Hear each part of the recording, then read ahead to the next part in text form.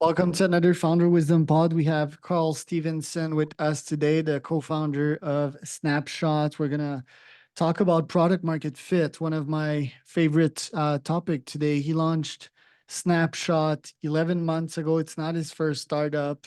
He had Pivotal, he had design thinking, meetups, and yeah, very cool, interesting background, party bands and so forth, direct music and Z Reflection Studios. We're gonna talk about all of that today and about Carl's current startup, Snapshot. This podcast is brought to you by podbuyer.com. If you want to start or scale a podcast, generate a bunch of leads, create more conversations around you, create long-term connections that might convert into millions, go to podbuyer.com. It's also brought to you by Qualia Mind. It's a top new topic for the mind. I use it for concentration, energy, memory purposes as a 16 hours a day entrepreneur. So go to neurohacker.com and search for Qualia. I use a caffeinated version, but there's also a non-caffeine version. Carl, welcome to the pod. Tell me a bit more about yourself and what you're up to nowadays. Awesome. Thanks for having me, Charles. And hey to all the listeners and watchers.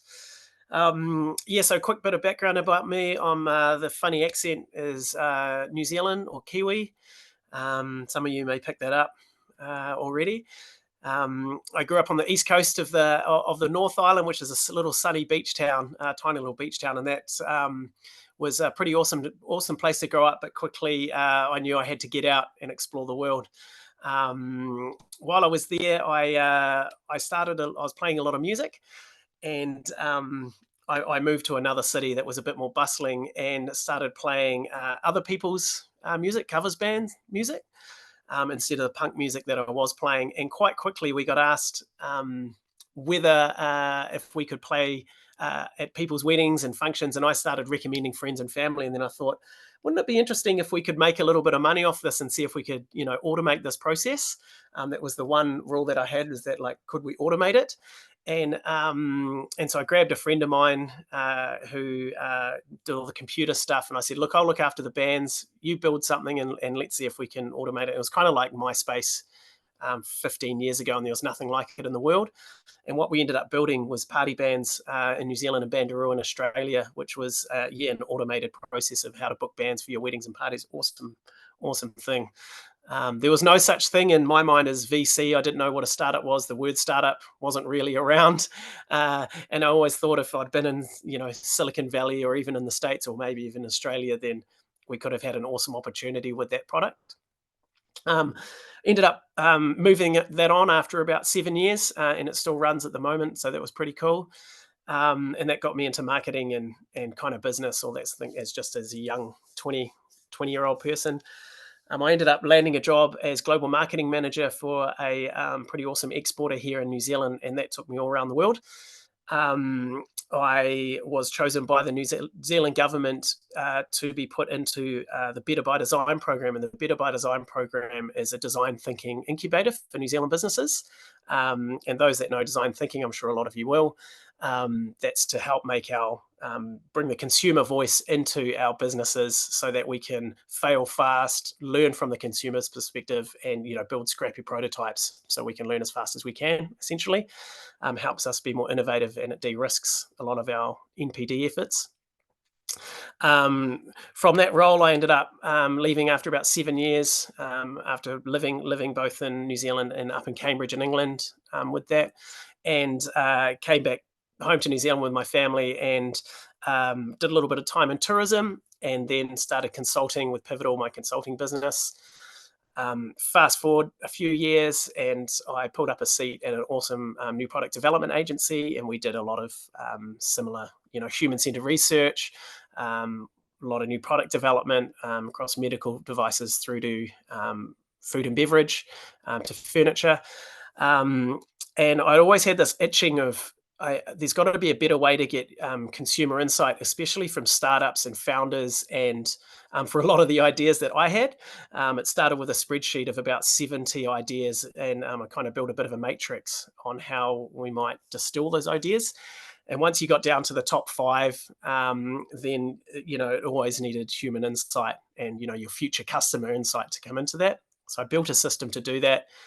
I was introduced to my now business partner, Jill, and we had very similar ideas. So we just on the spot partnered and set out to build what is now Snapshot. So, Snapshot, the idea of Snapshot is to bring product market fit and market sizing and product appeal to the masses. It's not quite a SaaS product. We're calling it SaaSaltancy, which is a bit of kind of human input or consultancy upfront. Then we've automated what we can to lower cost, and then at the end, once we get the insights, we use our skills and our team's collaborative skills to go through the research and what we've heard and turn those into actionable insights. So it's a pretty exciting journey so far. We are a startup. We're wearing all the hats, as I'm sure you guys are. We're doing all the things. We're working late, early, and enjoying the ride. And of course, the product's changing from the vision we had, and we're doing things that we never thought we would. And it's all pretty fun. So yeah, that's a quick 5-0. Right. And is it mostly B2C focused or also B2B? You do product market fit research for that? Yeah, so this is where the business at the moment splits in half. So half of it is B2C. So Snapshot, the product, was designed to if your product touches around about 20% of the population, which is kind of most things, furniture, food and bev, insurance, banking, all that sort of thing.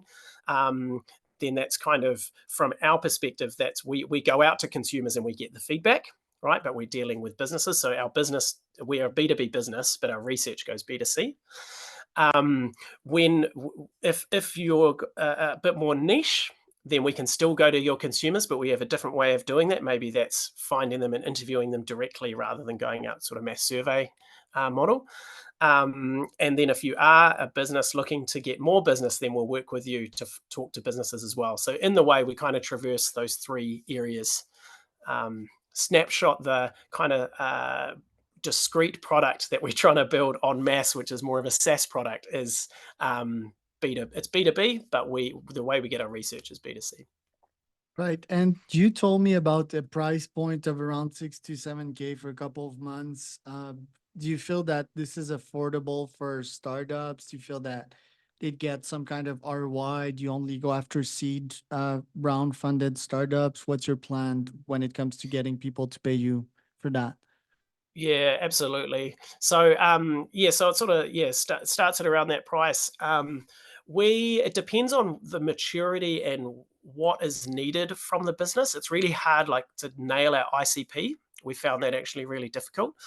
So our ideal customer, they already either have a product and they're looking at expanding, whether that's through the States, whether that's from New Zealand into Australia, whether that's from Australia into the States globally into China, something like that. So there's already that foundation of maturity, say. That's where we're having most success as a business at the moment. However, we also do have early stage startups where it's kind of napkin kind of sketch stuff, which is I've got this idea. I think I want to sell it in the States, or I think I want to sell it in Europe. What do people think? Is there a market here? Should I go any further? And those ones are really exciting because we can usually test quite a few ideas in one setting, and then we can say, hey, A, B, C, D, E test. Which one should you pursue now? Which is cool. And we also translate. We offer translation. We've got partners in all markets around the world as well. So we're pretty covered in that sense. Right. And what problem mindset wise do you see in founders when it comes to getting product market fit? Oh, so much. And it's hard for everyone. Again, everyone's a bit different, but we see like falling in love with the solution is always the problem, right? And we should be falling in love with the problem and the need of what your future customers are trying to solve. Um, so, the example of that is if I have someone asked me to build a bridge, and I say, yep, cool, I can do that. $200 million to get across the river. And then I start asking why and getting deeper. And they're like, oh, we just want to get to the other side. Okay, cool. There's thousands of ways to get to the other side. I can, launch a rocket. I could take a boat. I could swim. And if you keep following that questioning of why, you're getting down into a need, and you might end up with something like, I just got to get over there to tell someone that, I'm not going to meet them over there. And you say, that's fine. We'll just send them a 5-cent text message, SMS message. So you've gone from a $200 million solution, which is kind of where you started, to understanding more about the need, and and then you can come out actually building a really powerful solution based on that. But so many times we see people falling in love with their solution and not the need that their consumers actually have. Right. And what are the stages to getting product market fit? Is it diagnosing the pains at first, getting a chat with ChatGPT and these AIs, getting ideas from them, then taking these to the market, getting on calls with these clients that you're potentially helping solve their problem, refine from there? How do you actually know when you're also getting the product market fit? So walk us through all of these stages until they actually get the magical product market fit. Yeah, totally. So there's a number of different ways that ideas come into the pipeline, so to speak. So they can be blue sky ideas, or they can be iterations of new product. So we work across all of that. So if you've got a blue sky idea, you might notice something in your own life or in the business that you're operating, and you might say, "Hey, I've got a new thought or a new idea here." And then again, what you would likely do, or what we do, or we encourage you to do, is you might do some of that desktop research. Let's say it's for a new shoe, just for the lack of just to use an example. You might look at how many shoes are sold in the world, and then that shoe might be a certain type. Maybe it's a children's shoe. Then you might look at how many children's shoes are sold in the world, and you've got one that's got a special feature. Maybe it's one of those ones with flashing lights or a little wheel in it or something like that, and that doesn't exist. So then you'll say, right, we're going to get 1% of that market or 2% of that market, and that's millions of dollars. But that's kind of a theoretical figure, and it's a good place to start. And generally, what happens there is that you just find out the market's big enough to start. And so you get going, right?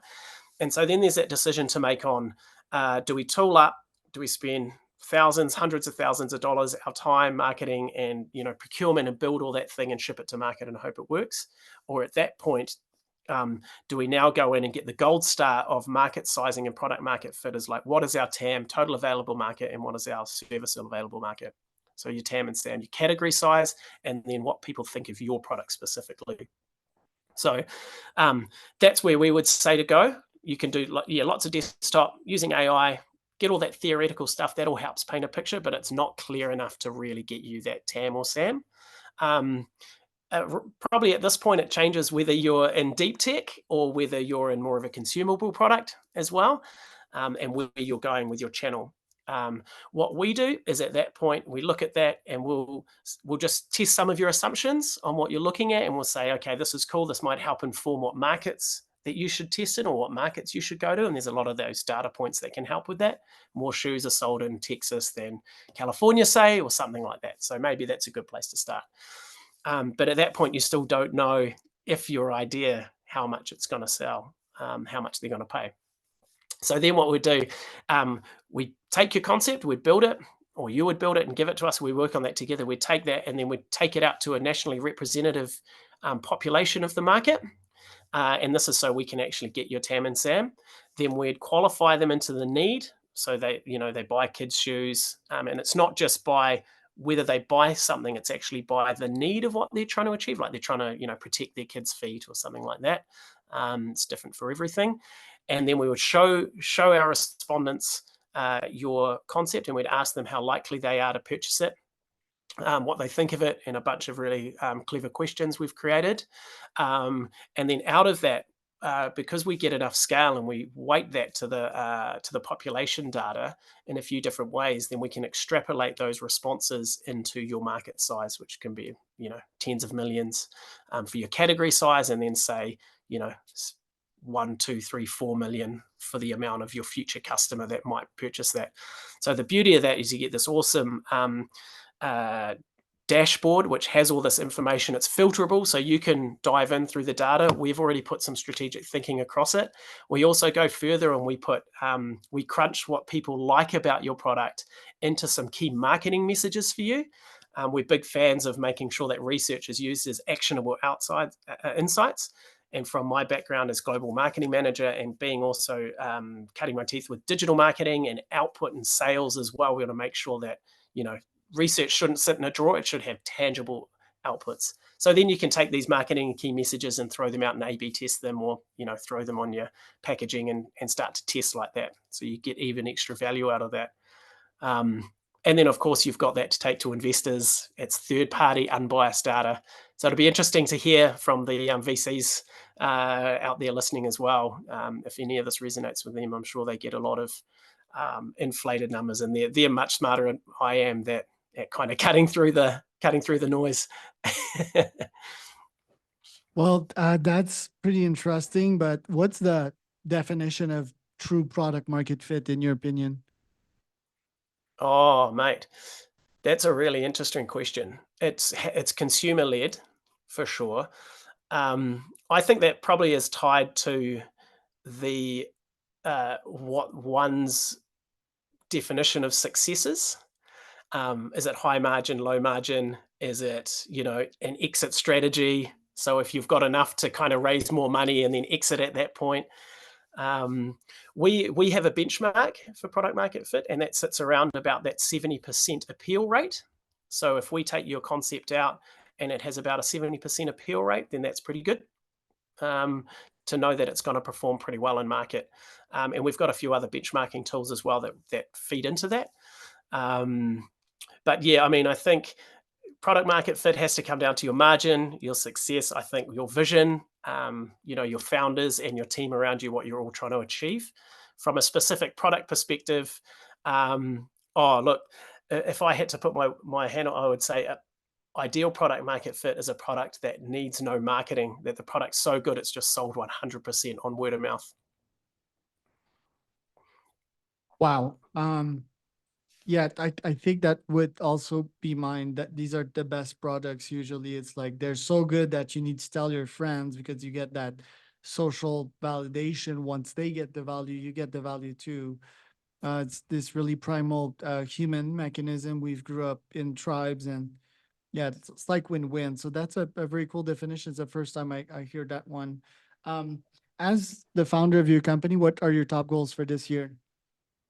Oh, absolutely. So, reach and just staying alive, keeping the lights on, to start with.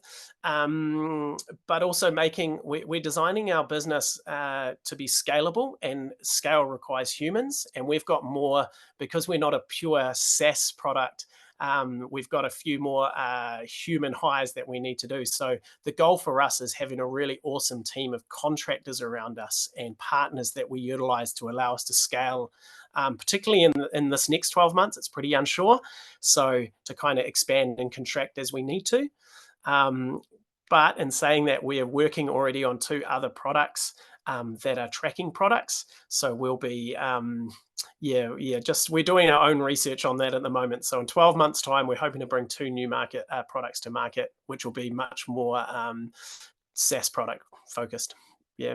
What's your GTM strategy like? Do you use cold outreach? How do you get these startups through your door? Oh man, awesome question. It just hasn't worked for us. The cold emails, all of that sort of thing. All of our interest, all of our clients, bar 2, have been word of mouth, and that's so common these days. And I think it's a real art, and it's probably what you do really well, Charles. A real art and a science to getting cold emails to reply. And I can definitely see the benefit in that. For us, it's a weak point for sure, and we've had to reflect on ourselves and put cash into someone that can do that for us. However, what that is happening is they're tapping their networks at the moment and not doing a lot of cold outreach either. So it's more of a referral base. It's just someone else doing the referrals on our behalf. So we're very interested in knowing what that can do for our business. However, we do see the value in it. I get the cold emails come through, and when they resonate with me, I jump on them. So there's value there. We just haven't quite realized it yet. Maybe you can help with that. Maybe I can. Yeah, cold email is amazing. I mean, everyone uses email, and most emails suck. Most emails that you receive, most LinkedIn outreach that you receive also suck. So I think the point there is like being different and being of value, doing things right, which is what we do here. So yeah, highly recommend you go with that. quite bullish on affiliate also nowadays. Affiliate programs offering your clients like incentives to promote you. Quite bullish on communities as well, and just constantly adding value. They'll give back sooner or later. So pretty cool stuff you're onto, Carl. Where can people find out more about you? Yeah, awesome. So we are snapshot.com is our website. You can find me on LinkedIn or Snapshot on LinkedIn. So I'm Karl.Stevenson and on LinkedIn, LinkedIn /Karl Stevenson, or Snapshot Research. You'll find us there. If you've got any ideas, any of the listeners, any thoughts, would love to hear it. Any builds, we're in learning mode, we're in build mode, we're failing fast, and we're mailable. So we'd love to hear anything you guys can think about.